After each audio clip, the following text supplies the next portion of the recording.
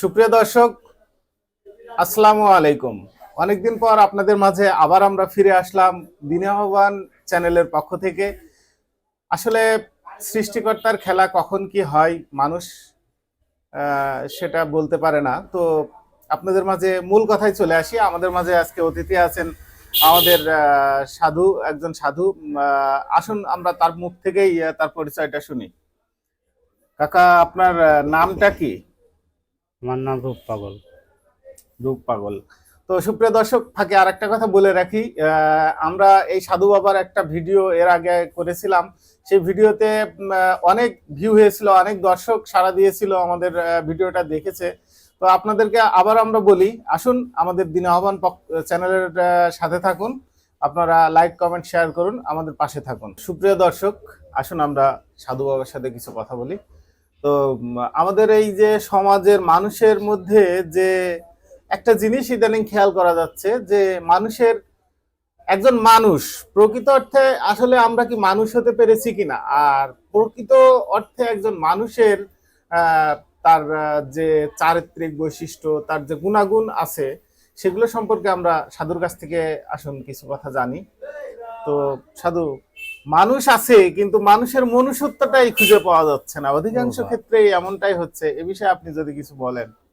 এই জায়গায় বোঝাচ্ছে কোনটা মানুষ হলেই যে সে মানুষ তা না।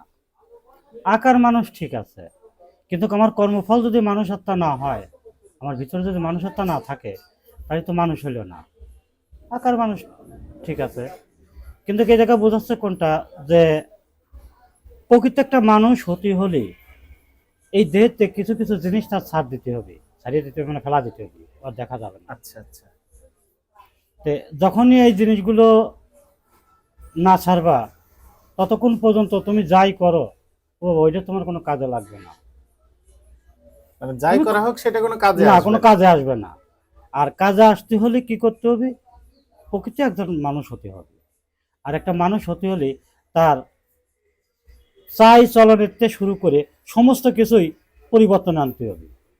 মানে আপ টু বটম তার পরিবর্তন আসতে হবে। তবেই হচ্ছে সে একটা মানুষ হতে পারবে। আচ্ছা আচ্ছা। কারণ এই জায়গা লালন সাহেজি বলতেছে কোনটা যে যদি মানুষের আমরা যে মানুষ, তাহলে মানুষ বলতে তো সবাই আমরা এক। জি।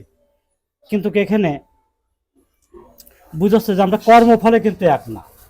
না, কর্মফল আপনি এক না। একটা করতেছেন, আর একটা একজন করতেছে, আর একটা একজন করতেছে, মানে সবাই যার যার মতো সেই সেই। জি। তাই এই জায়গা বুঝাচ্ছে যে প্রকৃত একটা মানুষ হতে হলে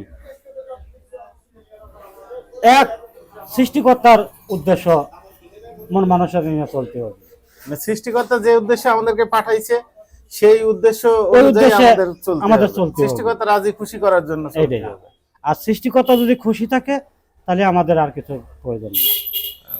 এই সৃষ্টিকর্তাকে খুশি রাখার জন্য বা মানুষের যে মনুষ্যত্ব জিনিসটা কি, এই সম্পর্কে যদি আপনি কিছু বলেন। বাবারে, এখন দেখতেছি যে তুমি একটা বিপদে পড়েছো। জি জি।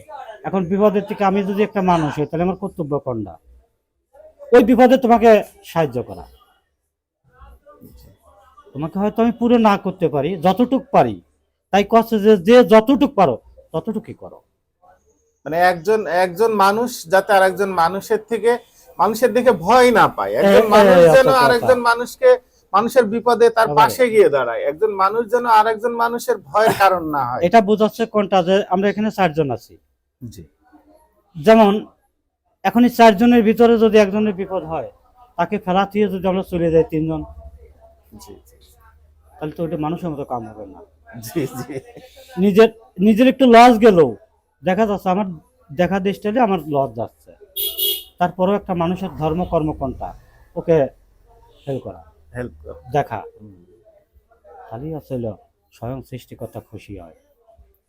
আর আমি তুমি মানুষ, আমার দেহে তোমার দিকে যদি একজন ভয় পায়, কি কষ্ট পায়, ও স্বয়ং সৃষ্টিকর্তা প্রভু কষ্ট পায়। জি।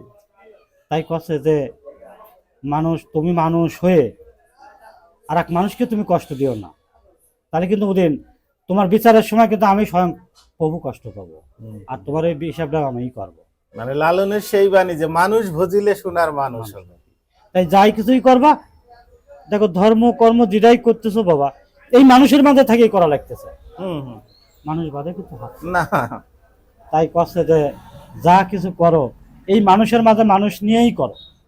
মানুষকে খুশি রাখতে পারলেই সৃষ্টিকর্তাকে খুশি রাখা যাবে। সৃষ্টিকর্তাকে আমি ধর্ম খুশি করে, রাখা আমি যাবে। নামাজ পড়ি, আমি রোজা রাখি, আমি যে ধর্মেরই অনুসারী হই না কেন, আমি সেই উপাসনাই করি, কিন্তু আমি মানুষকে কষ্ট দিই। আমি মানুষকে যদি কষ্ট দিয়ে ফেলি হবে তাহলে না। আমার ওই ইবাদত বন্দেগী সৃষ্টিকর্তা খুশি হবে না। না আর কোনোটাই হবে না। সৃষ্টিকর্তা যদি খুশি না হয় তাহলে আমাদের ওটা করা ইবাদত আর না করা বন্দেগী করে কোনো লাভ নাই। দুটোই সমান। এইটাই সাধু বলতে যাচ্ছে। আসলে আমাদের মাঝে আমাদের মাঝ থেকে, হৃদয়ের মাঝ থেকে যে মনুষ্যত্ব জিনিসটা, এই জিনিসটা আসলে দিন দিন উঠে যাচ্ছে। উঠে যাচ্ছে এটাই। তো সবার প্রতি আমাদের সাধু এবং আমাদের পক্ষ থেকে, এবং রাসূল সাল্লাল্লাহু আলাইহি ওয়াসাল্লাম যে কথাগুলো বলে গেছে যে মানুষের সাথে সব সময় সদাচরণ করতে, তার হাদিসগুলো অনুসরণ করে চলার জন্য, আমরা ঠিক মতো যেন রাসূলের হাদিস কোরআন যেন আমরা মেনে চলি, রাসূল সাল্লাল্লাহু আলাইহি ওয়াসাল্লামের হাদিসটাকে যেন আমরা মেনে চলি, তার যে দিক নির্দেশনাগুলো আছে সেগুলো যেন আমরা ঠিক মতো মেনে চলতে পারি।